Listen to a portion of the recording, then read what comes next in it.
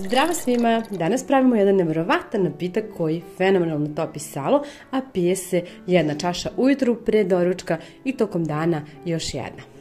Prvi sastojak koji će vam biti potreban je ananas. Potrebno je da ga oljuštite i iseckate na kocke.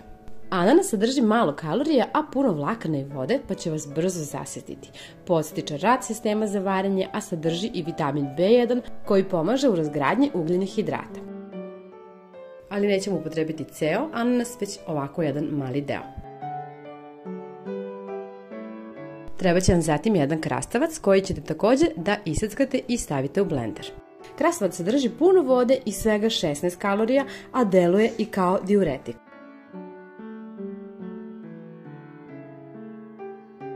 Odsecite komad đumbira, oljuštite ga i iseckajte pa stavite u blender. Đumbir deluje umirujuće na stomak i smanjuje nadutost, samim tim i obim stomaka.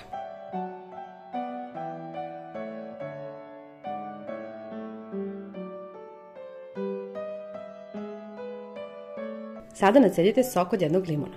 Limun sprečava oticanje stomaka i pomaže kod izbacivanja toksina iz tela.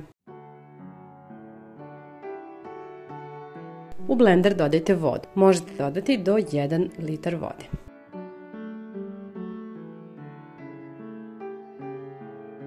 Sve dobro sameljite.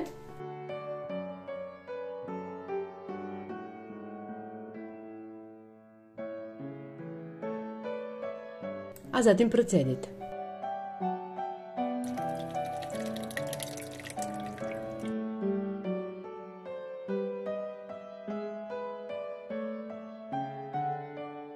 Dodajte zatim i limunov sok. Veoma osvežava, što je super za ove letnje dane, držat će vas sitim, a topi salo.